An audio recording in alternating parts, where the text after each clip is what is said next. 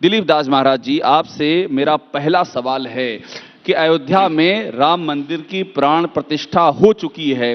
क्या इस प्राण प्रतिष्ठा का ये चुनावी जो प्राण प्रतिष्ठा होने जा रही है उससे कोई सीधा रिश्ता है क्या? ईमानदारी से आप बोलेंगे तो अच्छा लगेगा मुझे। सबसे पहले तो मैं आपके इस चैनल के माध्यम से होली की बहुत बहुत शुभकामना और आने वाली चैत्र रामनवमी की अग्रिम बधाई। इसमें पूरा देश राममय वातावरण में है और राम मंदिर और राम जन्मभूमि ये आज से नहीं, हमको लगता है 1984 से राजनीति में अपनी भूमिका निभा रही है।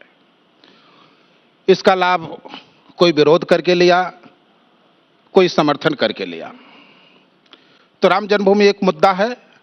राम जन्मभूमि से जुड़े हुए लोग, राम मंदिर को चाहने वाले लोग जरूर, लेकिन बहुत ज़्यादा इसका प्रतिशत नहीं आएगा क्योंकि बहुत पुराना मुद्दा हो गया। अभिषेक जी, ये 1984 से राम जन्मभूमि, राम मंदिर भुनाया जा रहा है।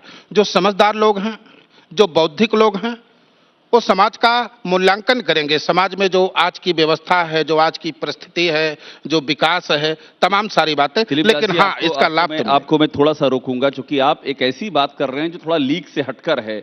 आप ये कह रहे हैं कि राम मंदिर मुद्दा है, लेकिन आप उतना इसका असर नहीं होगा। मैं अगर क्लियर आपकी बात समझूं तो आप ये कह रहे हैं कि ये जो लोकसभा चुनाव के नतीजे जो भी आएंगे, क्या राम मंदिर उसमें एक बड़ा फैक्टर नहीं होगा? नहीं नहीं, बिल्कुल होगा। राम मंदिर का फैक्टर तो बड़ा होगा ही होगा। और इसके लिए अब विपक्षी दलों को चाहिए कि वो राम मंदिर से कौन सा बड़ा फैक्टर लेकर के आते हैं। अब राम मंदिर फैक्टर होगा, मैं इससे आपकी बात से पूर्णतः सहमत। अगर राम मंदिर फैक्टर है, मुझे इस बात का जवाब दीजिए दिलीप दास महाराज जी। तो राम मंदिर की प्राण प्रतिष्ठा हुई है, देश दुनिया ने देखा है। सियासत में, वोटों में सीधा फायदा किसको मिलेगा?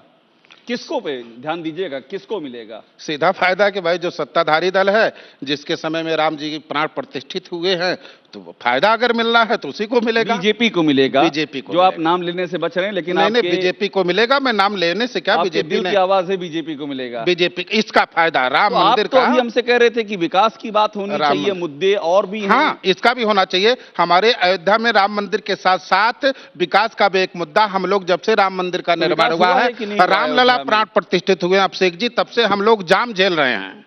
हम लोगों की ऐसी दशा हो गई कि हम लोग अपने आश्रमों से निकल नहीं सकते। जिन अयोध्या वासियों के पास 4 पहिया वाहन है, वो अपने वाहन को चला नहीं सकते। तो हमने राम मंदिर के साथ साथ जो राम मंदिर का उद्घाटन किया, उसके पहले जो व्यवस्था होनी चाहिए थी, जो विकास होना चाहिए था, वास्तव में नहीं हुआ है। ये आपने एक बड़ा मुद्दा उठा दिया है दिलीप दास महाराज जी। मैं इस पर आपसे अभी और सवाल पूछूंगा, लेकिन जरा यहां पर मैं और भी इस पर मैं राय ले लूं, क्योंकि आपने ये विकास का मुद्दा उठा दिया है।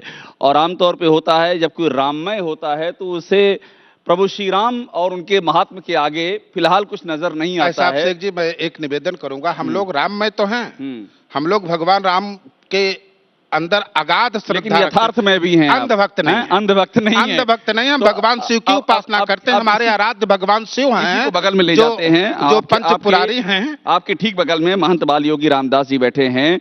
दिलीप दास महाराज जी ने कहा है कि हम लोग भक्त तो हैं, लेकिन अंधभक्त नहीं हैं। और ये भी कहा है कि अयोध्या में जाम हो रहा है, जो विकास होना चाहिए था वो नहीं हुआ है। क्या राय है आपकी? देखिए, विकास तो अपने अपने स्तर से पार्टियां करती हैं, लेकिन अभी महाराज जी ने कहा, दिलीप दास जी महाराज, कि बीजेपी को फायदा होगा राम मंदिर बनने से। आज शून्य से प्रचंड बहुमत में अगर बीजेपी है तो केवल राम के नाम पे है, राम के वजह से है। और पूरे हिंदुस्तान में राम के नाम पे आज तक बीजेपी राजनीति करती आई है। लेकिन देखिए, ये जो राम मंदिर बना है, बीजेपी का सौभाग्य है, वो अपने को धन्य समझे कि इनके शासनकाल में जो है कोर्ट का फैसला आया। और कोर्ट के फैसले से 140 करोड़ देशवासियों के चंदे के पैसे से ये भव्य दिव्य राम मंदिर बन रहा है। 140 करोड़ देशवासियों के चंदे के पैसे से बन रहा है। जी, दोहरा रहा हूं मैं आपकी बात जी। तो आप ये कहना चाह रहे हैं कि 140 करोड़ देशवासियों के चंदे का पैसा है और श्रेय कहीं और जा रहा है। कोई ऐसा घर नहीं बचा होगा जिसके पास 10 रुपया रहा, जिसके पास 10 लाख रहा। यहां तक कि हम लोगों ने, सभी लोगों ने जो है, मुस्लिमों ने भी इसमें जो है चंदा दिया है बाल योगी जी, और राम मंदिर बन रहा बाल है। योगी जी, आप मेरी एक बात का एक और फिर मैं आगे बढ़ूंगा कि आप जो ये बात कह रहे हैं, आप क्या कहना चाह रहे हैं? आप कह रहे हैं कि 140 करोड़ लोगों का चंदे का पैसा है, इसका आप जिक्र कर रहे हैं, और आप कह रहे हैं ये बीजेपी का सौभाग्य है। हाँ। तो आप ये बताना चाह रहे हैं क्या कि इसका श्रेय किसी एक पार्टी को नहीं मिलना चाहिए, ये कह रहे हैं? राजनीति अलग विषय है, लेकिन एक पार्टी, आप समझ रहे हैं किस पार्टी को, हाँ। इसी पे राजनीति किए हैं और इसी राम के ही नाम पे आएंगे, राम के ही नाम पे ये जाएंगे भी। अच्छा, जाएंगे भी राम के नाम बिल्कुल पर? जाएंगे। आप समाजवादी और संत तो नहीं है देखिए, कहीं? नहीं, मैं समाजवादी संत हैं क्या आप? देखिए, संत भी यहाँ समाजवादी भी संत हैं और इधर के भी संत हैं। नहीं, देखिए, हाँ। मैं जो है विचारधारा अपना अपना अलग अलग क्या होता है आपकी विचारधारा? विचारधारा है, माननीय जी से है, जुड़ाव है। कौन है लगाव माननीय जी ये? अभी अभी गए हैं श्री अखिलेश यादव जी के हाँ, शासनकाल में। अच्छा। देखिए, हमारे अयोध्या में विकास कार्य पे श्री महाराज जी ने कहा 27 चेंजिंग रूम, 85 सड़कें, अंडरग्राउंड बिजली। ये बताइए, अंडरग्राउंड माननीय जी सीवर। से आपका जुड़ाव हम है? संतों आपने के लिए आपने एक बात विकास- सुनिए, मेरी बात, जी। बाल योगी रामदास जी, आपने ये बड़ा मतलब सभी- मैं मुझे अच्छा लग रहा है कि आप लोग ईमानदारी से बात रख रहे हैं। आपने कहा जुड़ाव है तो कहना चाहिए, कोई बड़ी बात नहीं है। वो जाके प्रीना राम वैदे ही तजिएता ही कोटि बैरी सम यद्य परम सने ही, भाई आपका जुड़ाव है तो है। लेकिन ये बताइए कि आपने कभी ये कहा नहीं कि दर्शन कर लें आकर के? बिल्कुल, सारे उन्होंने नेता गए, कहा- वो आए नहीं अभी तक। अभी अभी हम लोगों ने निवेदन किया और पहले भी माननीय जी कई बार आपके चैनलों पे भी बोले हैं। हाँ। शिव मंदिर आए भव्य क्यों नहीं दिव्य अभी गांवों में तक? बन रहा है। अच्छा, शिव मंदिर इसलिए भव्य शिव दिव्य मंदिर बन के बाद रहा है। आएंगे वो। पहले शिव पूजन करके शिव जी का तो नुकसान दर्शन, तो नहीं हो प्राण जाएगा प्रतिष्ठा। इसका? कोई, देखिए, आस्था अलग विषय है। नुकसान फायदा के लिए हम लोग राजनीति धर्म पे नहीं करते, मंदिर मस्जिद के नाम पे राजनीति नहीं करते। हम लोग कह के बात कर रहे हैं, आपसे लग रहा है समाजवादी पार्टी से बुलाया हो मैंने आपको, है? नहीं, समाजवादी पार्टी अच्छा, अगला से। सवाल भी ले लूं मैं। अगला भी हमारे साथ में दिवाकराचार्य जी मौजूद हैं। दिवाकराचार्य जी, बहुत ही यहाँ पर मुद्दे की बात हो रही है, आप मुझे बताइए, आप इन लोगों की बात से सहमत हैं? ये लोग क्लियर कह रहे हैं कि भाई प्रभु श्री राम आस्था का विषय है, एक बात ये कह रहे हैं। दूसरी बात ये कह रहे हैं विकास एक बड़ा मुद्दा है। तीसरी बात ये कह रहे हैं कि ऐसा नहीं हो सकता है कि कोई एक पार्टी उसका श्रेय ले ले। आपको क्या लगता है, ये जो राम मंदिर बना है, इसका श्रेय किसको जाता है? जनता किसको श्रेय देगी इसका? निश्चित है। देखिए, जा पर कृपा राम की हुई, हाँ। ता पर कृपा करे सब कोई। मैं बहुत साधुवाद देता हूं आपके इस घोषणा पत्र कार्यक्रम का, जो लखनऊ में इतने भव्य और दिव्य रूप से आयोजित हुआ, और उपस्थित सभी लोगों का और एबीपी न्यूज के पूरी टीम का और सभी दर्शकों का। निश्चित ही प्रभु ने बड़ी कृपा की है भारत में, जो इस सदी में, 21वीं सदी में, जो सबसे बड़ा और विराट काम भारत में माननीय प्रधानमंत्री श्री नरेंद्र मोदी जी के नेतृत्व में, हमारे उत्तर प्रदेश के माननीय मुख्यमंत्री आदित्यनाथ योगी जी महाराज जी के नेतृत्व में श्री राम मंदिर का भव्य उद्घाटन 22 जनवरी को हुआ है। निश्चित ही वह नामात्र राम जन्मभूमि का उद्घाटन हुआ है, बल्कि भारत के नवजीवन संचार का भी प्राण प्रतिष्ठा हुआ आपने है। नाम लिया है, आपने मोदी जी और योगी जी का नाम ले लिया। बिल्कुल, ये निश्चित। जो सीरीज से दो संत हैं, इन्होंने नाम नहीं लिया। तो आपसे मैं और अगर खुल के पूछूं, तो आपको क्या लगता है कि इसका श्रेय भी जनता की नजर में है क्या? जनता क्या समझती है कि मोदी जी और योगी जी को श्रेय मिलना चाहिए? क्या लगता है आपको? 500 सालों से हमारी 100 पीढ़ियां खप गई। हाँ। जो अयोध्या अजेय थी, अपराजित थी, जिसको कभी जीता नहीं जा सकता था, जिस अयोध्या के महाराजा दशरथ चक्रवर्ती सम्राट हुआ करते थे, जब वो इंद्रलोक में जाते थे तो इंद्र अपना इंद्रासन छोड़ देता था। ऐसी अयोध्या में रक्त रंजिश किया गया, उस अयोध्या में ऐसे कुचक्र किए गए, उस अयोध्या को उपेक्षित रखा किसने गया, किया उस कुचक्र? अयोध्या को प्रताड़ित किसने किया किया? गया, पीड़ित किया गया। दिवाकराचार्य जी, और उस किसने कुचक्र किया? जो सुनते भी भी किया, जाइए। जो भी राजनीतिक षड्यंत्र उस अयोध्या में सम्मिलित हुई, क्या लगता है आपको कि उस अयोध्या और उस भारत की परंपरा, जिस भारत की परंपरा सनातन परंपरा रही हो, हाँ। जिसमें आज भी हाँ। इतने कुचक्र हुए हों, जहां 900 सालों तक मुगलों ने राज किया, 250 वर्षों तक अंग्रेजों ने राज किया, इतनी लंबी ये सब बातें जो आप बता रहे हैं, ये सब बातें आप जो बता रहे हैं, मैं जरा इसको आसान कर दूं। मैं अभी इस पर आप बोलने लगेंगे तो मुझे लग रहा है कि बाकी जो संत लोग बैठे हुए हैं उनका समय ही नहीं बचेगा, चूंकि आप लंबा प्रवचन इस पर देंगे। लेकिन संक्षेप में बता दीजिए, आप ये कह रहे हैं कि बीजेपी ने एक बड़ा काम करवा दिया। अगर मैं इसको आसान भाषा में एक लाइन में समझूं तो, वैसे तो रामचरितमानस की चौपाई आपको भी याद है, मुझे भी याद है, हम लंबी बात कर सकते हैं, लेकिन यही चाह रहे हैं ना कि बीजेपी को इसका श्रेय मिलेगा। एक लाइन में बताइएगा। देखिए, विश्व में ऐसा कोई देश नहीं है हाँ। कि जो अपनी मूलभूत संस्कृति, मूलभूत सभ्यता और वहां का जो कल्चर है ना, उसको सजोने और उसको संवारने का काम ना करे। एकमात्र देश ऐसा भारत था जो स्वतंत्र भारत के बाद भी लगभग 75 और 78 साल का एक लंबा कार्यकाल समाप्त कर दिवाकराचार्य जी दिया घूम और फिर वो अपनी करके पूरा संस्कृति को भी हमको दुनिया घुमा रहे हैं, लेकिन सेंटर की ओर देख रहे हैं, वहां आ नहीं रहे हैं, देख वहीं रहे हैं लगातार। ये कहना चाह रहे हैं और दिलीप दास महाराज जी, इनकी जो बात है, देखिए ये इशारे में सब कुछ कहे जा रहे हैं। 500 साल का पूरा इन्होंने इतिहास गिना दिया। आप मुझे एक बात बताइए कि फिर तो पब्लिक में भी ये जो बात कह रहे हैं, ये तो पब्लिक में भी होगा ना कि जो 500 साल में नहीं हुआ वो मोदी के शासनकाल में हो गया, ठीक है ना? तो अगर ये सब पब्लिक के मन में है, सर मैं तो निवेदन फिर तो करूंगा, इनको बोलने पूज्य दीजिए, उसके महाराज बाद जी आइए। इसके बाद तो फिर तो दिशा बदल जाएगी चुनाव की। नहीं नहीं, बिल्कुल बिल्कुल बदलेगा और इसका लाभ मिलेगा। तो 400 पार होने जा रहा है क्या? इसका लाभ मिलेगा। अब ये तो भगवान जाने, भगवान जाने, ये वो मैं तो कोई भगवान ही जानेगी, लेकिन मैं आपको क्या लग रहा है? भविष्यवेत्ता नहीं हूँ। बड़े बड़े ज्योतिषाचार्य भविष्यवेत्ता हमारे देश में बैठे हुए हैं, हाँ। वो सब घोषणा करेंगे। लेकिन है कि कुछ न कुछ लाभ इसका बढ़ करके अवश्य विगत 2019 के लोकसभा चुनाव से अधिक भाजपा को मिलेगा, उससे भारतीय ज्यादा जनता पार्टी को मिलेगा। और ये आप तब कह रहे हैं निश्चित जबकि आप विकास का मुद्दा भी उठा रहे हैं। अयोध्या विकास का में। मुद्दा इसलिए उठा रहा तब हूं भी कि आप ये बात कह रहे हैं कि ज्यादा लाभ आवश्यक मिलेगा। है, बहुत आवश्यक है हमारे अयोध्या का विकास, क्योंकि अयोध्या में जितने संख्या लोगों की आने की है और भविष्य में आने की जो संभावनाएं हैं, उस अनुसार एक बात तो निश्चित मान लीजिए, जैसे आपने एक चर्चा की थी चुनावी प्राण प्रतिष्ठा, हाँ। हम लोगों ने 22 जनवरी को ही देखा इसको।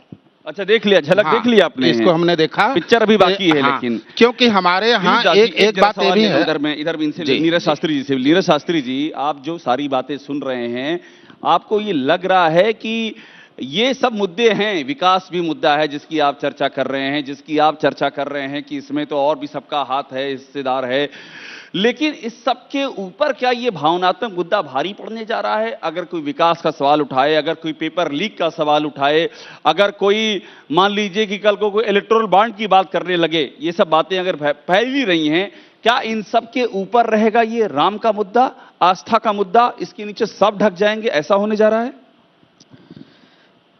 सीताराम, ऐसा होना तो नहीं चाहिए। भारत की जो जनता है, जो आम जनता है, हाँ। जैसे यहाँ बहुत पढ़े लिखे लोग हैं, मध्यम वर्ग भी हैं और छोटा तबका भी है। कुछ लोग तो ऐसे हैं कि जो जानते हैं और मानते नहीं हैं। जैसे इन सभी मुद्दों को समाचार के माध्यम से समाज में रखा जाता है, लोग उन समाचारों को सुनते हैं, लेकिन इतना बवाल, इतना अफवाह फैला दिया जाता है। क्या अफवाह फैलाया जाता है? उसके सामने वो चीजें दबसी जाती क्या हैं। अफवाह बताइए? जैसे हम जानते हैं कि हाँ। ये मुद्दा कोर्ट से राम जन्मभूमि आई है। हाँ।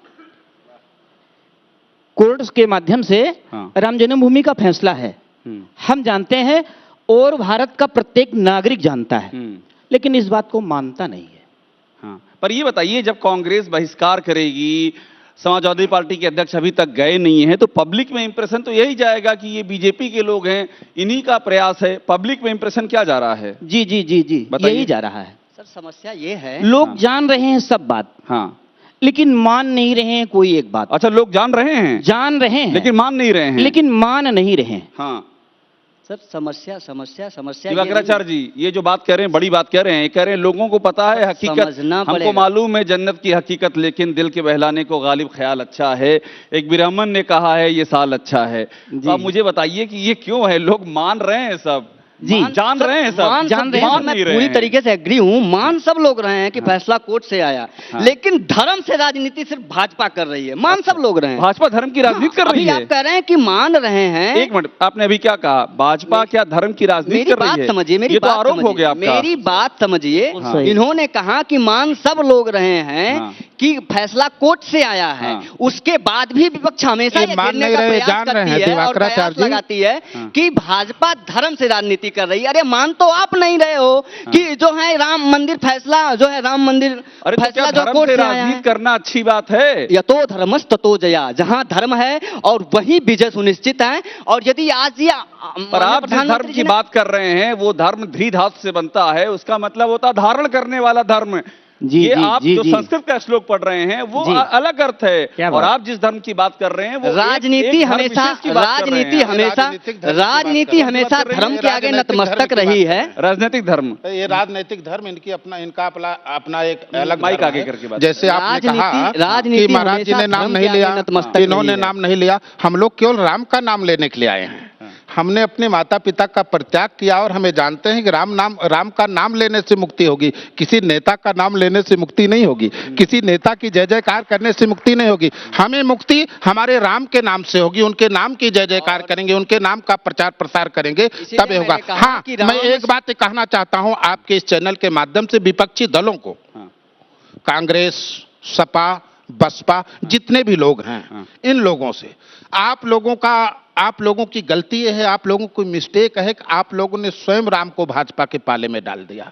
आपने राम को अपना नहीं समझा, राम को एक आदमी समझा था, अरविंद केजरीवाल, जो दो बार अयोध्या आया। ये लग रहा था कि व्यक्ति राम को नहीं छोड़ सकता और राम को लेकर के आगे ये कोई न कोई बड़ा एक विपक्षी के रूप में खड़ा हो सकता है। गिरफ्तार हो गए हैं, जिनको आप कह रहे हैं राम को समझे थे, गिरफ्तार हो गए। हाँ, तुलसीदास जी ने लिखा है, सन्मुख होई जीवमयि जबहि, कोटि जन्म अगनासई तबहि। पर यह तब हो पाएगा जब वो अपने अंदर से कपट, निंदा, ईर्ष्या, द्वेष ये सब दूर रख के आएगा।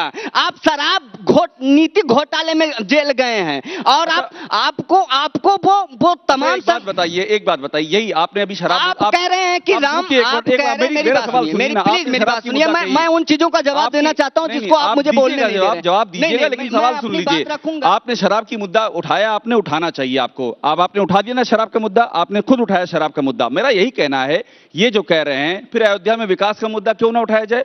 आप शराब का मुद्दा उठा सकते हैं, अयोध्या में विकास का मुद्दा नहीं उठा सकते हैं। आप अयोध्या में आपकी टीम गई थी, आपकी पूरी टीम गई थी और अयोध्या में जो विकास हुआ है ना, इस बार उसी महापरिवर्तन की होली होगा। अयोध्या में इस बार उसी महापरिवर्तन की होली है। अयोध्या में इस बार प्रभु श्री राम के भव्य मंदिर का उद्घाटन और भारतीय संस्कृति का नींव रखने की महापरिवर्तन की होली है। इस बार की होली जब प्रतिपदा को पड़ रही है ना, यह भारतीय 9 संवत्सर में जब हम प्रवेश कर रहे हैं ना, तो यह वह सदी है जब भारत अपने गौरव और गरिमा में पूर्ण इतिहास लिख रहा है। आज हमारे पास ऐसा प्रधानमंत्री है ना कि हमें यह कहने की कभी कोई आवश्यकता नहीं है। मेरी बात सुनिए। बेरोजगारी पे भी चर्चा कर